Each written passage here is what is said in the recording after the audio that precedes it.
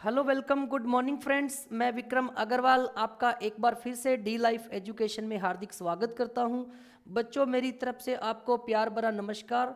जैसे पता है कि आपको आज मैं डाटा इंटरप्रिटेशन और पाई चार्ट से संबंधित क्वेश्चन लेके आया हूं। एग्ज़ाम के अंदर बहुत ही ये क्वेश्चन आते हैं, तो बेटा ये नंबर आपके बिल्कुल फ्री के हैं अगर आपकी कैलकुलेशन अच्छी है। तो हम ज़्यादा समय ना लेते हुए हम चलते हैं क्लास में, और आप भी एनर्जी के साथ बेटा जुड़ जाइए। तो सबसे पहले देखिए, आज की जो क्लास है हमारी ज़्यादा कैलकुलेशन की रहेगी, तो आप ध्यान से सुनना इसको, ठीक है ना। निम्न में से किस वर्ष में पिछले साल की तुलना में कच्चे माल पर किए गए निवेश में अधिकतम वृद्धि हुई।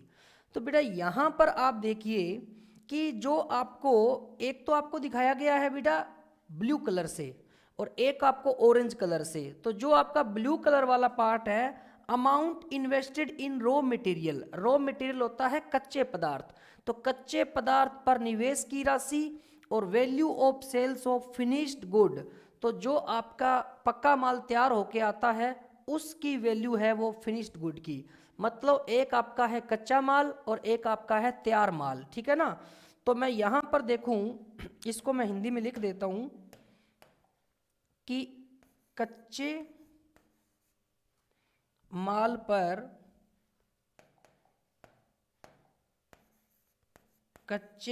पर निवेश राशि, और ये है आपका फिनिश्ड गुड है जो आपका तैयार माल है।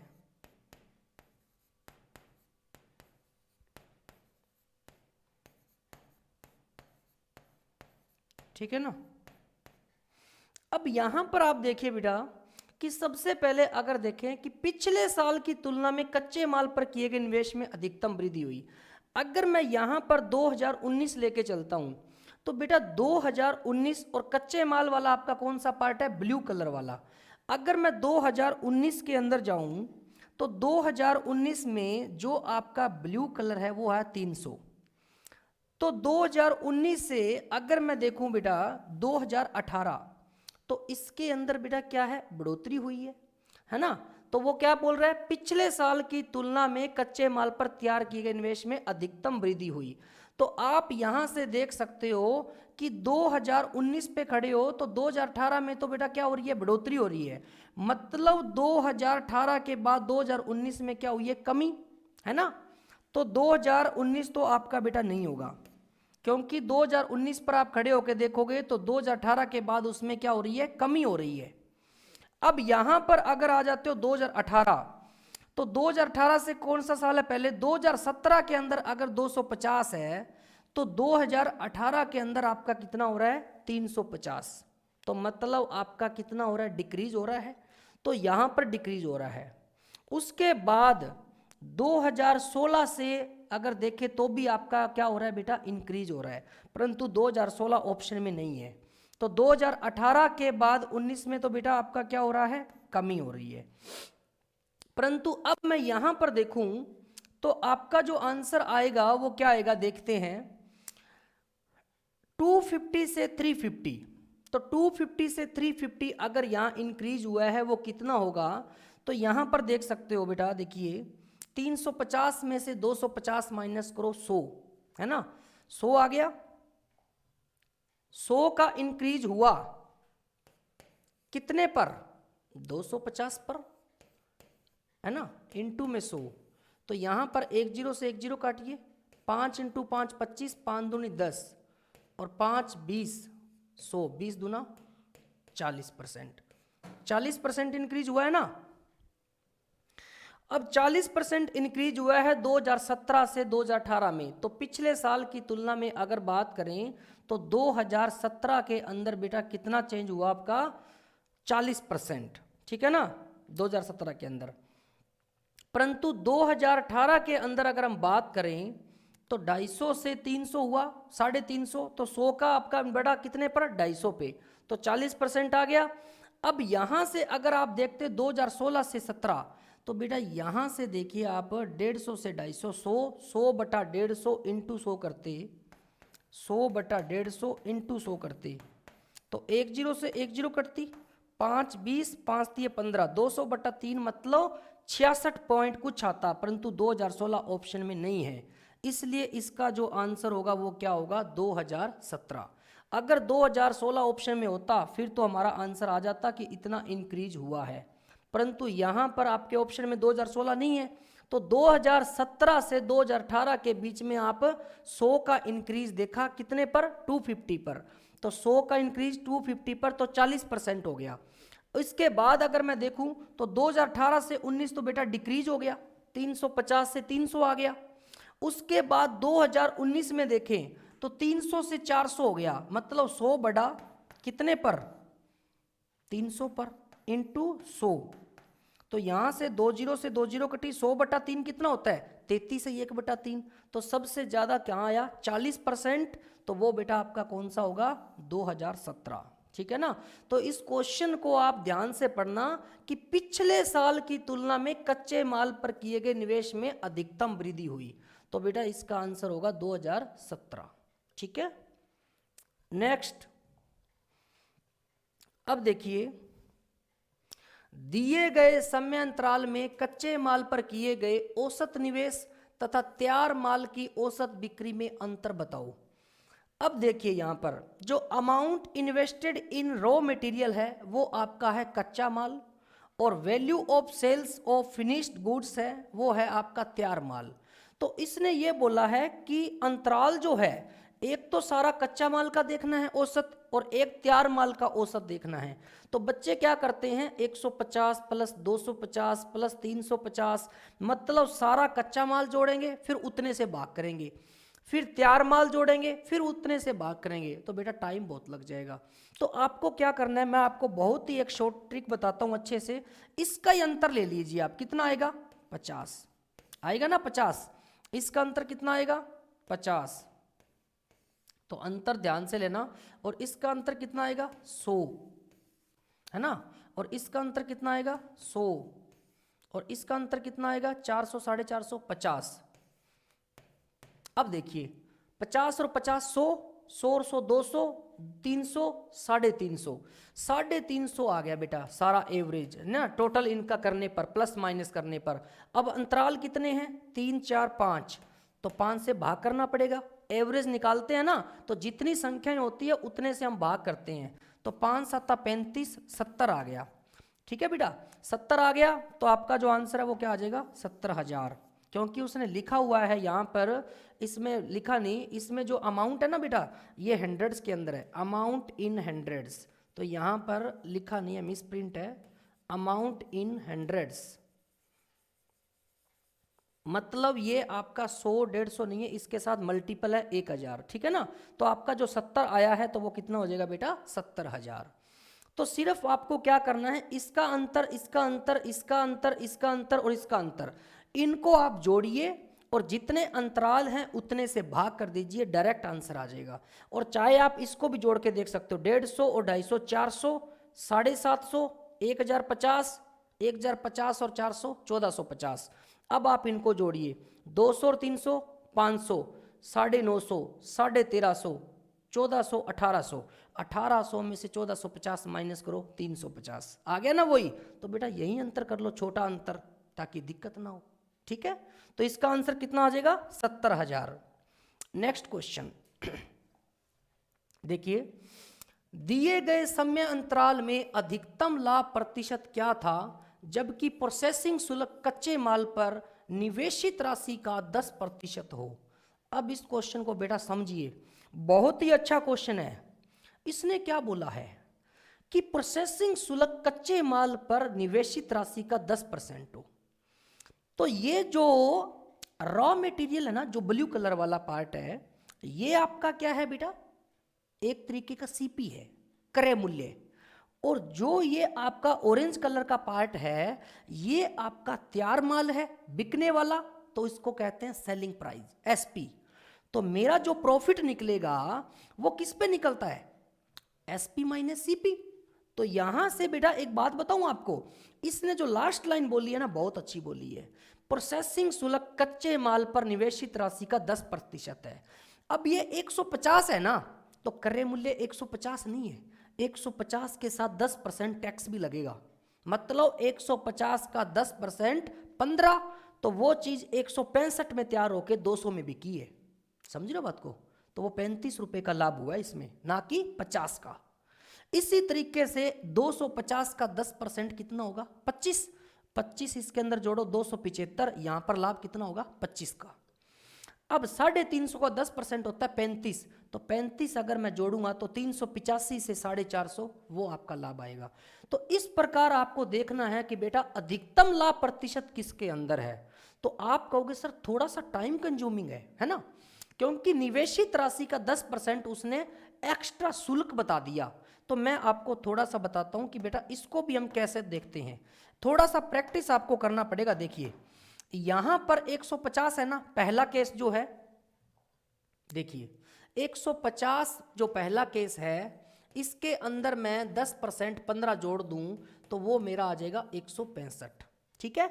और 165 और दूसरा केस जो है मेरा 250 प्लस अगर मैं 25 जोड़ दूं तो मेरा आ जाएगा 275। अभी मैं सभी के सीपी लिख रहा हूं, ठीक है ना। 350 के अंदर अगर मैं 35 जोड़ दूं, सबका 10-10% ले रहा हूं, तो 385 आ जाएगा। कितना आ जाएगा बेटा? 385। और 300 का 10% ले लूं तो 30 होता है, तो कितना आ जाएगा? 330। उसके बाद में 400, और 400 का 10% कितना होता है? 40, तो 400 प्लस 40 कितना हो जाएगा? 440। अब मैंने ये सबके सीपी लिख दिए, मतलब रॉ मटेरियल वाले। अब आप देखिए एसपी आपका इतना ही रहेगा, इसके ऊपर कोई शुल्क नहीं है और ना ही आप किसी शुल्क ले रहे हो। तो बेटा इसका अगर 200 रुपये सेलिंग प्राइस है तो माइनस 165 है ना, तो 200 माइनस 165 तो आपको कितने का लाभ हुआ?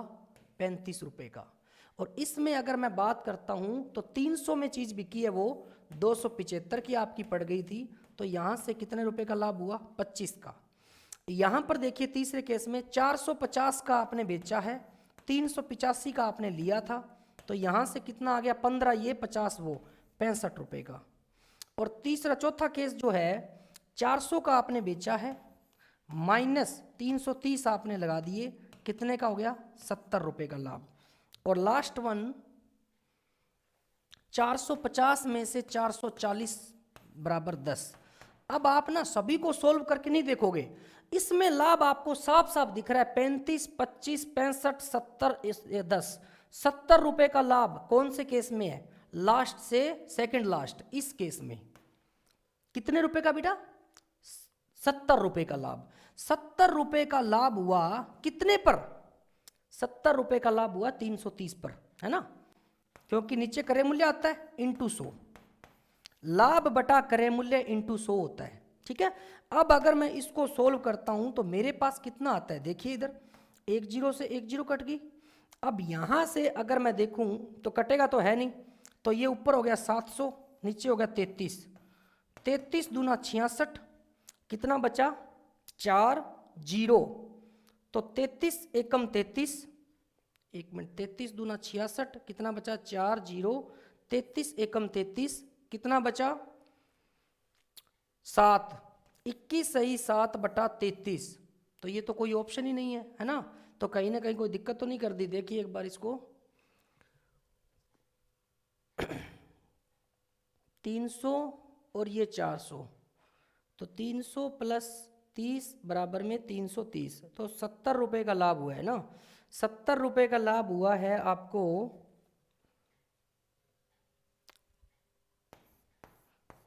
तो आंसर तो बेटा इतना ही आएगा ये, ठीक है ना। 1 0 से 1 0 कट गई, 1 0 से 1 0, 10 70, 70 बटा 3, तो इसने निकाल दिया 22, 23 दिया 69।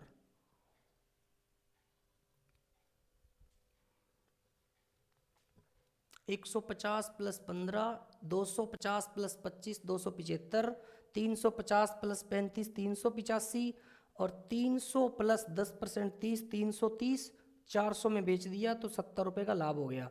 400 से 450, तो इसके अंदर तो 10 रुपये बिल्कुल ही कम। लाभ तो बेटा इसके अंदर सबसे ज़्यादा हो रहा है, 70 रुपये का लाभ हुआ है कितने पर? 330 पर, इंटू में 100, तो 1 0 से 1 0 कट गया, यहाँ से 70 इंटू 10 हो गया 700, 700 बटा 33, 33 दूना 66, बचा कितना 4 जीरो, 33 एकम 33, बचा 7, 21 सही 7/33 ही आएगा, ठीक है ना।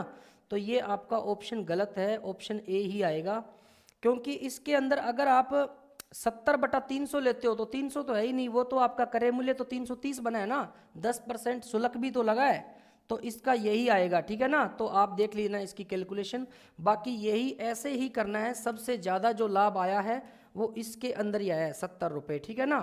तो 70 रुपये लाभ आया है, वो कितने पर आया है वो आप देख लीजिए, 330 पर इंटू 100, तो कैलकुलेशन करने पर आपके पास आएगा 21 सही 7/33। तो इसमें क्वेश्चन में आपका क्या है, थोड़ा करेक्शन करना पड़ेगा, ठीक है ना। हाँ जी, तो बेटा ये आपका बिल्कुल सही है, 21 सही 7/33, ठीक है ना। तो इसका आंसर है वो यही आएगा, कन्फर्म। तो इसका जो आंसर है वो क्या आ जाएगा, 21 सही 7/33, ठीक है ना। तो घबराने की जरूरत नहीं है, बिल्कुल यही आंसर है, इस तरीके से ही करना है। अब हमारा बेटा आपका पास आ गया है पाई चार्ट। तो पाई चार्ट जो आपका है वो देखिए कि DCA पढ़ाने वाले शिक्षकों की कुल संख्या क्या है। पहले तो ये देखिए बेटा, टोटल नंबर ऑफ टीचर्स है 1800 और परसेंटेज ऑफ टीचर है जो इनकी दी हुई है। तो यहाँ पर उसने बताया है, देखिए मैं आपको थोड़ा सा यहाँ पर हाईलाइट कर देता हूँ कि क्या बताया गया है। तो जो आपका ये है वो है A, ठीक है ना, और जो ऑरेंज कलर वाला है वो है B, और C जो है वो ये है भाग, और D जो है वो येलो कलर वाला भाग है, और E जो है वो आपका है ये, और F इसमें दिखाया ही नहीं, तो F यहां से इसमें भी नहीं बताया हुआ ना, तो कहीं से दिक्कत आ रही है। एक बार क्वेश्चन में देखते हैं क्या दिक्कत है। हाँ जी, तो नेक्स्ट क्वेश्चन बेटा, इसके अंदर देखिए ये आपका A है 12%, B है 8%, C है 27%, D है 23%, E है 17%, F है 13%, ठीक है ना। तो अब आपका क्वेश्चन है बिल्कुल सही। तो इसके अंदर देखिए बेटा कि DCA पढ़ाने वाले शिक्षकों की कुल संख्या क्या है। तो अगर हम यहाँ पर देखें कि जो D वाले हैं वो D वाले कितने हैं, तो D वाले आप देख सकते हो 23% है, ठीक है। और उसके बाद में अगर देखें C वाले, तो C वाले 27% है, और A वाले कितने हैं 12%, ठीक है ना। तो इस प्रकार मैं कह सकता हूं टोटल कितने हो गए बेटा, 23 और 27, 23 और 7 30, 50, 50 और 12 62, 62% हो गए, ठीक है ना। तो मैं यहां से कह सकता हूं कि मेरे पास 100% जो टोटल है वो 1800 है। अगर मेरे पास 100% 1800 है, 100% 1800 है, 1800 टीचर है, तो मेरे को एक बात बताइए, यहां से 1% किसके बराबर आ गया, 1800 भाग 100, 18 के बराबर 1%, 18 टीचर के बराबर। तो मुझे किसका निकालना है 62, तो 62 की 18 से गुना कर दीजिए, 18 दूना 36, 3 18 छिका 108, 108 और 3 111, तो 1116 हमारा क्या आ जाएगा, आंसर आ जाएगा। तो बच्चों जो आपसे पूछा जाए कि DCA पढ़ाने वाले शिक्षकों की कुल संख्या क्या है, तो D वाले हैं 23%, C वाले हैं 27%, A वाले हैं 12%, तो तीनों का जोड़ करके देखा तो टोटल आ गया 62%। तो बेटा 62% जो है उसका मान निकालना है, तो 100% का मान आपको दिया हुआ है 1800, तो 1% का मान 18 आ गया, उसके बाद 62 का करेंगे तो 62 इंटू 18 मतलब 1116, तो आपका जो ऑप्शन है वो आ जाएगा बी। नेक्स्ट इसमें क्या पूछा है देखिए,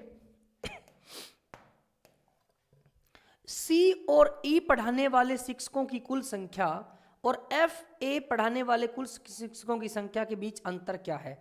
तो C प्लस ई की बात करूं तो C वाले कितने हैं, सी वाले हैं बेटा 27% और प्लस ई वाले कितने हैं, तो ई वाले हैं 17%। ई वाले कितने हैं 17%। तो इस तरीके से 27 और 17 कितने हो गए, 27 और 7 34 और 10 44%। कितने हो गए 44%। और यहां पर अगर मैं बात करूं एफ और ए की, तो एफ प्लस ए, तो एफ वाले कितने हैं 13% प्लस ए वाले कितने हैं 12%। तो ये कितने हो गए 25%। 13 और 12 25%। तो बेटा 44% में से 25% माइनस कर दो, अंतर आ जाएगा ना। अंतर बराबर 44% माइनस 25%। तो कितना आ गया, 25 घटाओगे तो 29 आ जाएगा क्या, 25 और 9 34 19% आ गया। तो आपको पता है 1% का मान हमने निकाला था 18, क्योंकि 100% का मान बेटा 1800 है, टोटल टीचर 1800 है, 100% 1% 18, तो 19% का मान निकालोगे तो 19 इंटू 18, ठीक है ना। तो आप यहाँ से बेटा इसका मान निकाल सकते हो, बिल्कुल निकाल सकते हो, निकाल सकते हो ना। तो यहाँ से देखिए बेटा 19 इंटू 18 करिए, तो 8 निम 72, 8 निम 72, 2 7 8 एकम 8 और 7 15, या आप इसको सीधा ही कर लीजिए 18 निम्मा 162, 16 18 एकम 18 और 16 34, है ना 342। तो बेटा यहाँ से आपका जो आंसर है वो कितना आ जाएगा 342। तो 342 टीचर जो हैं वो आपके इन दोनों के बीच का अंतर आ जाएगा। तो ऑप्शन कौन सा हो जाएगा, ए ऑप्शन। तो इसमें क्या बोला गया था कि सी और ई पढ़ाने वाले, तो सी और ई वाले थे 44%, एफ और ए पढ़ाने वाले, एफ और ए वाले थे 25%। तो मैंने देखा 44 में से 25 माइनस करूं तो अंतर आ गया 19% का। तो बेटा यहां पर 1% 18 के बराबर था, क्यों, टोटल टीचर आपके 100% है वो 1800 है, 100% अगर बात करूं तो 1800 है, तो 1% की बात करेंगे तो 2 जीरो से 2 जीरो कट जाएगा, तो कितना आ जाएगा 18। 1% 18 है तो 19 इसका अंतर आया था, तो कितना आ जाएगा आंसर 342।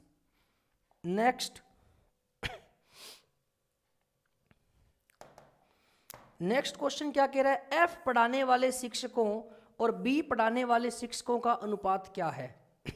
तो एफ वाले कितने हैं, एफ पढ़ाने वाले हैं बेटा 13% और बी पढ़ाने वाले, तो बी वाले हैं 8%। तो हमें क्या चाहिए, एफ और बी का रेशो चाहिए। तो एफ बटा बी बराबर 13/8, 13/8 कह सकते हो या फिर 13:8 भी कह सकते हैं, ठीक है ना। 13:8 जो आपका आंसर कौन सा हो जाएगा, बी ऑप्शन। तो 13/8 इस तरीके से बेटा इस क्वेश्चन को हमें करना है, ठीक है। नेक्स्ट, अब नेक्स्ट क्वेश्चन देखिए बेटा, बहुत ही अच्छा क्वेश्चन है। किन 3 मदों के खर्चों में केंद्रीय बिंदु पर 108 डिग्री कोण बनेगा।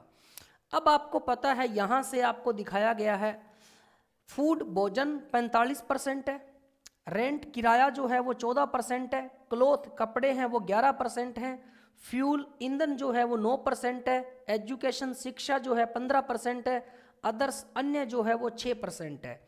तो यहां पर उसने बोला है किन 3 मदों के खर्चों में केंद्रीय बिंदु पर 108 डिग्री कोण बनेगा। तो बेटा सबसे पहले आपको बता दूं मैं जानकारी के लिए कि टोटल जो पाई चार्ट होता है आपका वो 360 डिग्री होता है। तो मैं ये कह सकता हूं कि 360 का x% कितना होगा, 108 डिग्री होगा, ठीक है। 360 का x% है वो मैं कह सकता हूं 108 डिग्री होगा। तो यहां से बेटा अगर मैं x का मान निकालूं तो कितना हो जाएगा, 100 इंटू 108 बटे में 360, ठीक है ना। तो यहां से अगर मैं काटूं तो मेरे पास कितना आ जाएगा, 1 जीरो से बेटा 1 जीरो काटिए, 36 तिया 108, 36 तिया 108। तो x का मान आ गया 30। x का मान क्या आ गया? 30 आ गया। अब बेटा जो 30 आया है वो कितने मदों का जोड़ है? 3 मदों का। तो 3 मद वो कौन कौन से होंगे? तो आप यहां से देखिए, फ्यूल, क्लोथ, अदर्स। तो बेटा यहां पर अगर मैं अदर्स की बात करूं तो 6 है, 6 है ना। और यहां पर ये क्या है? रेंट, वो है 14%। तो फ्यूल ईंधन 9%, क्लोथ कितने हैं? 11, 11 और 9 20, अदर 6 26। तो पहला ऑप्शन तो नहीं होगा। इसी तरीके से हम सेकंड ऑप्शन चेक करेंगे। फ्यूल ईंधन 9, एजुकेशन 15, 15 9 24 और अदर्स 6 30। बिल्कुल सही है, बी ऑप्शन। तो बेटा फ्यूल का जो है ईंधन का वो है 9%, एजुकेशन जो है वो कितनी है? वो 15 है, और अदर्स जो है वो आपके कितने हैं? 6। तो आप कह सकते हो फ्यूल का है 9% प्लस एजुकेशन का 15% प्लस 6% अन्य, तो ये आपका बन गया 30। तो आपके 3 कौन कौन से हो गए बेटा? फ्यूल, ईंधन, एजुकेशन शिक्षा, अदर्स अन्य। तो इन सब का जोड़ जो है वो कितना बन जाएगा? 30 बन जाएगा। समझ गए ना बात को? तो इस तरीके से हमें करना है। तो बेटा टोटल जो पाई चार्ट है उसका एंगल होता है 360 डिग्री। तो इसने बोला था केंद्रीय बिंदु पर 108 कोण बनेगा, तो मैंने x% मान लिया जो इसका 108 बनेगा। तो यहां से x मैंने निकाला तो मेरे पास आ गया 30।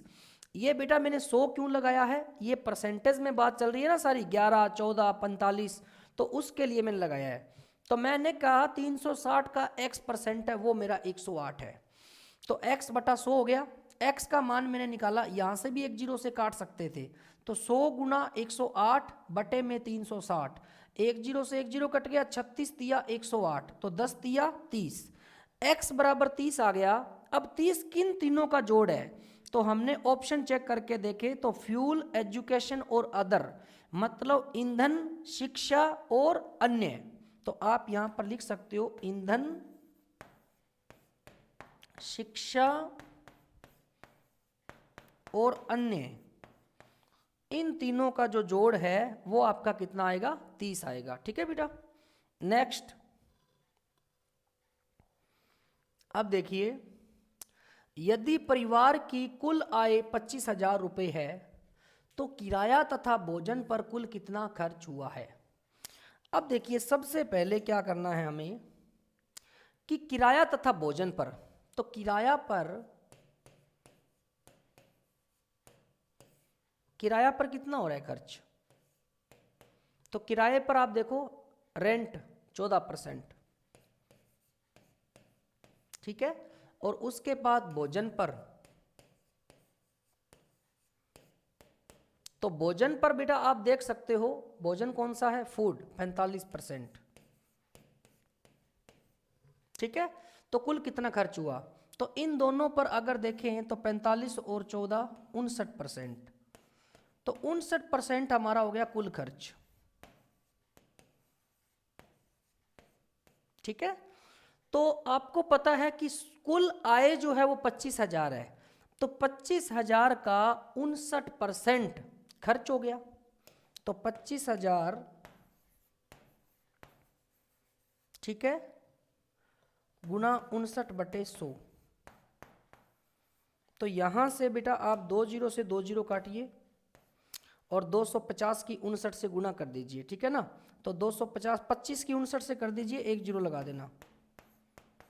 9 पंजा 45, 4 9 दूनी 18 और 4 22, 5 5 25, 2 5 दूनी 10 और 2 12, 5 2 7 2 2 4 1, 14 75, उसके आगे एक जीरो लगा दो, 14,750 रुपये, ठीक है। तो इसमें कोई किंतु परंतु नहीं है बेटा, बिल्कुल सिंपल क्वेश्चन था। 25,000 आय है जिसमें 59% खर्च हो गया, तो 25,000 का 59% कितना होता है? 14,750। तो इसके अंदर उसने जानबूझ के ऑप्शन नहीं दिया है 17,250, 16,750, 11,250, इसलिए उसने ऑप्शन डाला है नन ऑफ दीज, इनमें से कोई नहीं। तो बेटा आपको कंफ्यूज नहीं होना है, आप बिल्कुल सही चल रहे हो, क्योंकि आपको पता है किराए पर 14% है, भोजन पर 45 है। तो बेटा दोनों को जोड़ोगे 45 और 14 तो आपको पता है 59% हो गया। अब 25,000 रुपये आपकी आय है, तो 25,000 का 59% कैसे निकालते हो?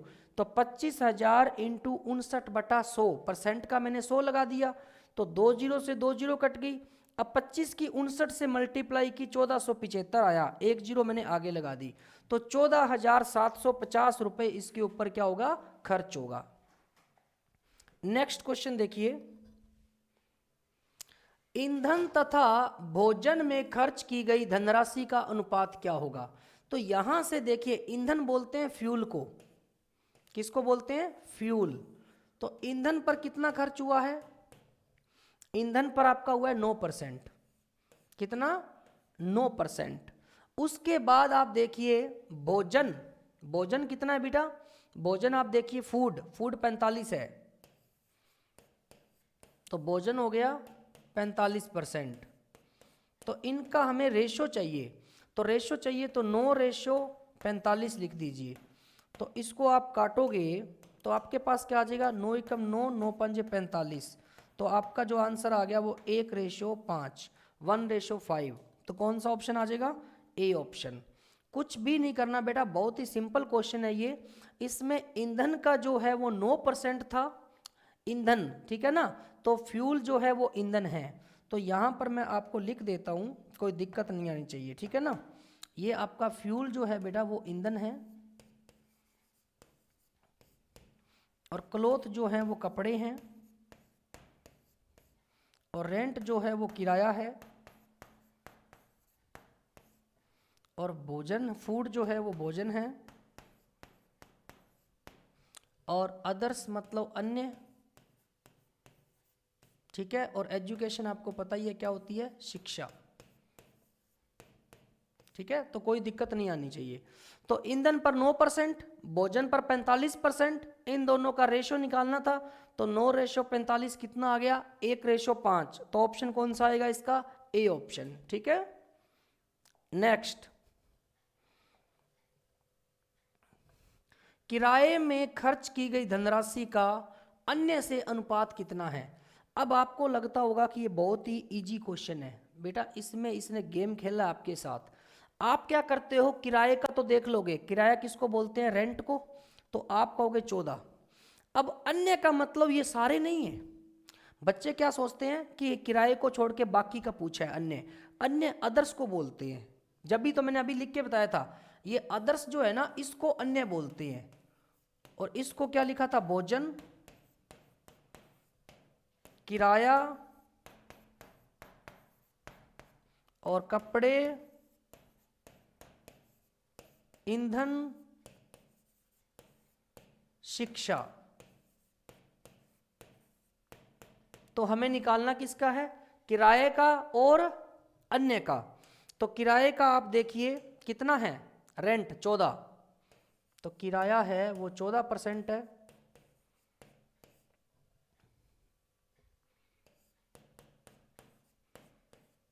और जो अन्य है वो 6% है।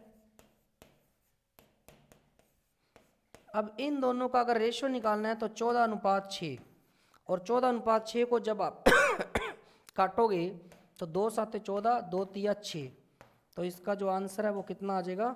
7:3। तो कौन सा आंसर आ जाएगा बेटा? ए ऑप्शन आ जाएगा। जल्दी से इसको नोट करिए। हाँ जी, हो गया नोट। चलते हैं नेक्स्ट क्वेश्चन पे। तो नेक्स्ट क्वेश्चन के अंदर बच्चों देखिए क्या है कि कपड़े और ईंधन में खर्च की गई कुल धनराशि का शिक्षा में खर्च की गई राशि से अनुपात कितना है? बस थोड़ा सा लैंग्वेज को समझना है और कुछ नहीं है, ठीक है ना। तो बेटा लैंग्वेज जो है देखिए क्या बोल रहा है वो, कि कपड़े में और ईंधन में। तो अगर मैं बात करता हूं कपड़े प्लस ईंधन, ठीक है, एक तो ये हो गया, और दूसरा क्या है बेटा? शिक्षा। तो कपड़े प्लस ईंधन रेशियो जो होगा वो शिक्षा का होगा, ठीक है, ये उसने पूछा है। तो अगर मैं यहां से देखूं तो कपड़े का कितना है? तो कपड़ा बेटा क्लोथ है वो 11% है, प्लस ईंधन कितने हैं? 9%, और शिक्षा जो है एजुकेशन वो है 15%, ठीक है। तो 11 और 9 20, 20:15। अगर हम इसको काटें तो हमारे पास कितना आएगा, 5 चौके 20, 5 तिया 15, तो रेशो कितना आ गया बेटा 4:3, मतलब 4:3 आपका कितना आ गया, बी ऑप्शन।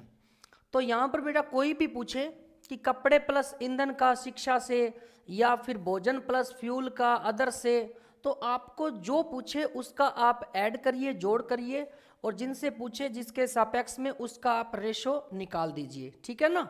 नेक्स्ट क्वेश्चन, शिक्षा मद द्वारा बनाने वाले केंद्रीय कोण का मान कितना है। अब यहां पर देखिए बेटा, टोटल जो पाई चार्ट होता है वो कितने डिग्री का एंगल होता है, मतलब कुल पाई चार्ट का एंगल होता है 360 डिग्री। तो उसने बोचा है शिक्षा मद द्वारा, तो शिक्षा कौन सा है, एजुकेशन। ये आपका क्या है बेटा, भोजन। ये आपका क्या है, किराया। और ये आपका क्या है, कपड़ा। ये आपका है ईंधन। ये आपका क्या है, शिक्षा। तो हमें चाहिए शिक्षा वाला, ठीक है ना। तो शिक्षा का है 15%, और कुल पाई चार्ट के अंदर जो एंगल होता है वो कितना होता है, 360 डिग्री। तो कुल एंगल कितना होता है, 360 डिग्री। तो वो लिख दीजिए, जो टोटल एंगल होता है वो 360 डिग्री होता है पाई चार्ट के अंदर। और अपने को शिक्षा का जो एंगल है, शिक्षा मद का, शिक्षा का है कितना, 15%। तो मैं ये कहूँगा कि 360 का अगर मैं 15% निकालता हूँ, 360 गुणा 15%, परसेंट को हटा के मैंने क्या लगा दिया, नीचे 2 जीरो लगा दी या 100 लगा दिया, ठीक है ना। तो यहाँ से अगर मैं देखूँ तो बेटा 1 जीरो से आपकी 1 जीरो कट गई, 5 तिया 15, 5 दूनी 10, और 18 दूना 36, 18 तिया 54, तो 54 डिग्री आपका किसका आ गया, शिक्षा मद का। तो इसमें जो आंसर है वो क्या हो जाएगा, सी ऑप्शन हो जाएगा। तो बेटा टोटल एंगल जो है पाई चार्ट में आपको पता होना चाहिए 360 डिग्री होता है। शिक्षा के ऊपर है 15%, ये देखिए, और आपका 360 का 15% निकाला तो आपके पास आया 54 का। अगर वो ये कहता कि भोजन मद द्वारा बनाने वाले केंद्रीय कोण का मान निकालिए, ठीक है ना, या फिर इसका क्वेश्चन बनता भोजन और एजुकेशन। जैसे मैं अगर आपको कहता कि भोजन और शिक्षा मद का कुल केंद्रीय कोण होगा, कुल केंद्रीय कोण होगा, तो अगर हम यहां से देखें तो भोजन का कितना है वो देख लेते हैं और शिक्षा का देख लेते हैं। तो भोजन का बेटा जो है आपका वो है 45 और शिक्षा का है 15, ठीक है ना। तो भोजन का कितना है 45,